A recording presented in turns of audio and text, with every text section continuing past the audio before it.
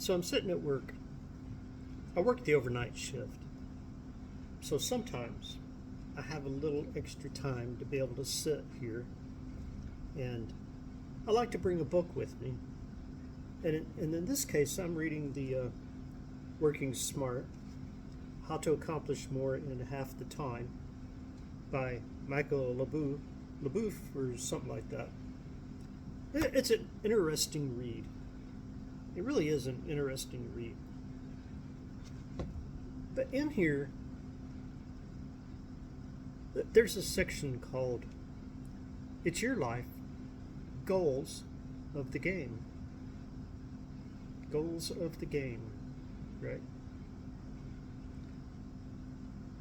In here, this guy's talking about a friend of his who was very successful in the job that he was doing. But the guy, he didn't enjoy it. He didn't like it. He didn't love it. It wasn't his thing, I guess you could say, that he wanted to be doing. It wasn't fulfilling. So his friend decided to go ahead and, well, the guy that was successful but didn't really like his job, didn't like, it was an unfulfilling job, basically, right? But anyway, his friend decided to do something that more suited his ambitions, his goals, his what he wanted to do in life, and stuff like that. But in here, in this section, it says, be sure your goals are your own. And he talks about, anyway, he says, I cannot emphasize this point too strongly. It's your life. Take charge of it and do what's meaningful to you. Right? Do what's meaningful to you. If there's any... Okay. But anyway, the gist of it is, do what is meaningful to you. If you're in a dead-end job, well, it may not be a dead-end job, but if you're in a job that you don't get fulfillment out of, all you get is,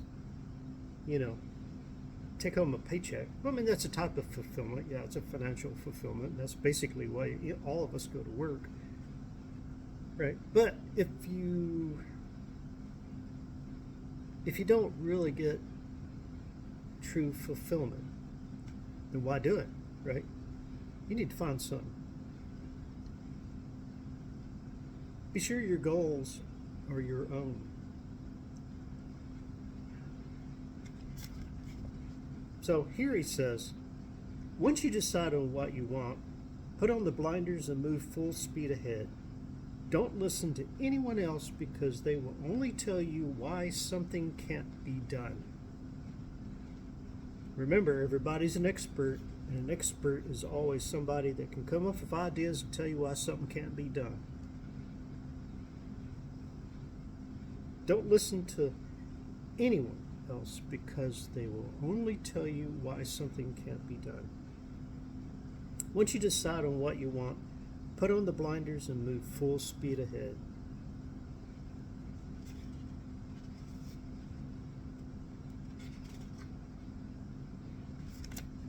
Anyway, it's a very interesting book, and it goes into all kinds of great stuff here.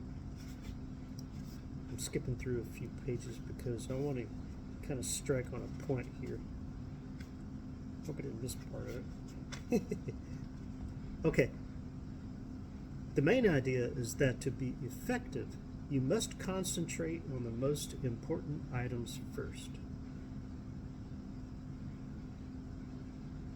Your goals, right?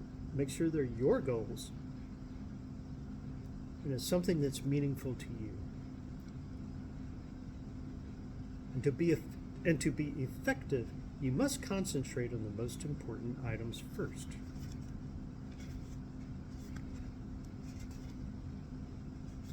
A tool is anything you use to help you achieve your goals.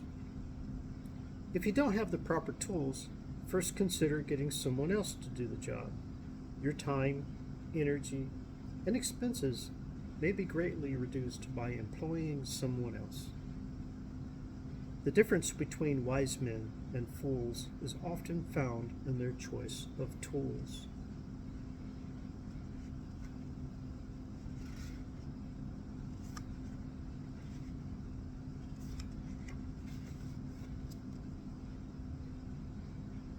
You should work on the top priority item and keep at it until it is completed.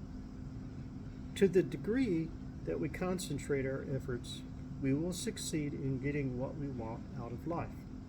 The ability to concentrate has enabled many men of modest capabilities to reach heights of success that have often eluded geniuses.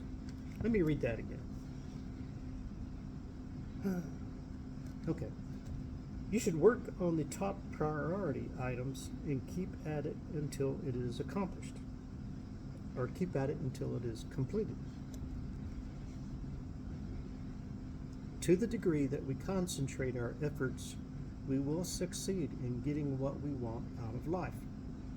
The ability to concentrate has enabled many men of modest capabilities to reach heights of success that have often eluded geniuses. Then he goes into talking about thinking with a pencil in your hand. I like to think of a pen in my hand. Why?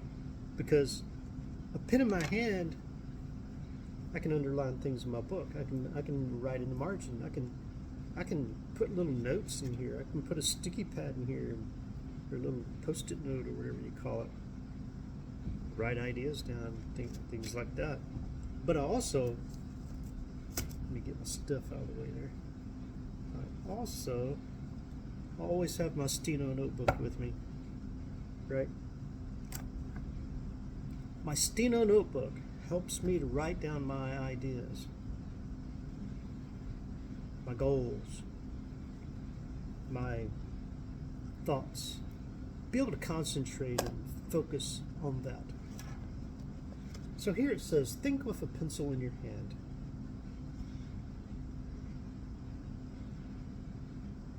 I'm going to go ahead and read that. It says, if you tried the goal, blah, blah, blah. I'm not going to read that part. It makes no sense. Anyway, the value of thinking on paper. I guess that might have been a better title. The value of thinking on paper. When you write down your ideas, you automatically focus your full attention on them. Few, if any of us, can write one thought and think another at the same time. Thus, a pencil and paper make excellent concentration tools. Or in my case, a pen and a Steno notebook, or my book.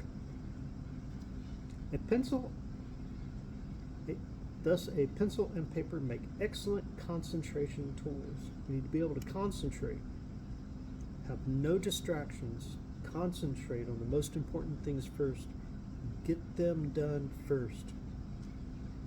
Whenever you need to concentrate, make it a habit to think with a pencil in your hand. As ideas come to you, jot them down. As you write down ideas, you will automatically be thinking them through and clarifying them in your mind. Let me reread that. As you write down ideas, you will automatically be thinking them through and clarifying them in your mind. Soon, boy, that S came out as strikingly. Okay, soon, that was a much better controlled S. Okay. Soon you will have a list of thoughts to consider. You will be much more likely to see which ideas are irrational, erroneous, or in conflict with each other if you can view them all at once.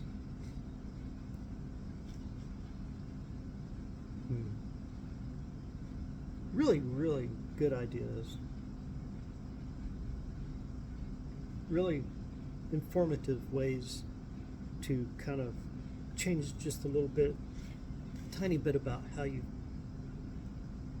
focus your energy and concentration and all that good stuff.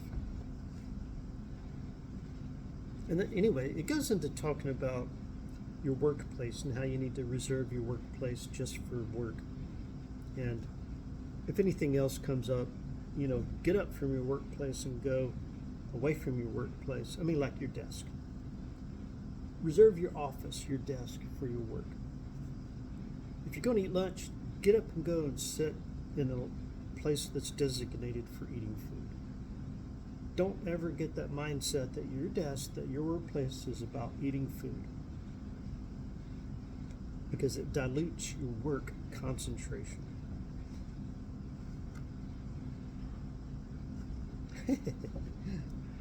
Then it goes into talking about improving your follow through, then improving your memory. A little bit of all kinds of stuff. All kinds of ideas and things for videos. Here it says, important things are seldom urgent, and urgent things are seldom important.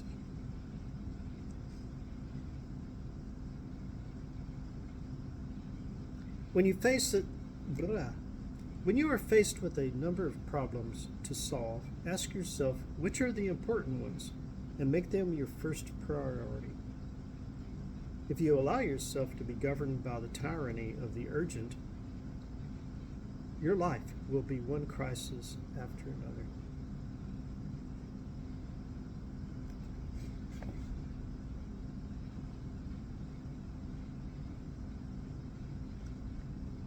Man, I could just go on and on and on. Anyway, it talks about turning your problems over to the subconscious mind's powers and letting it work for you. That'd be a really good video to make. Your subconscious. Put your subconscious to mind for you, to work for you. Man, I'm getting tired. I'm going to have to kind of set all this aside and go get me some coffee, because everybody knows I love my coffee. Talk to you later.